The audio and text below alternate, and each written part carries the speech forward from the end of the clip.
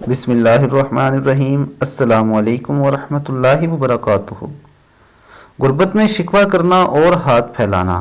عبداللہ بن مسعود رضی اللہ تعالی عنہ سے روایت ہے کہ رسول اللہ صلی اللہ علیہ وآلہ وسلم نے فرمایا، جو شخص فاقہ کا شکار ہو اور اس پر صبر نہ کر کے لوگوں سے بیان کرتا پھرے تو اس کا فاقہ ختم نہیں ہوگا، اور جو فاقے کا شکار ہو اور اسے اللہ کے حوالے کر کے اس پر صبر کر لے تو قریب ہے کہ اللہ تعالیٰ اسے دیر یا سویر روزی دے۔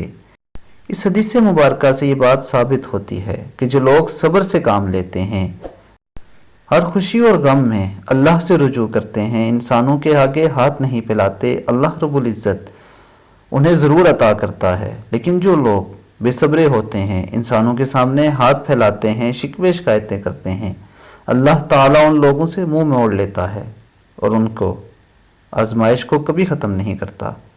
اس لیے دوستو، ہر مشکل میں، مصیبت میں اللہ سے رجوع کریں۔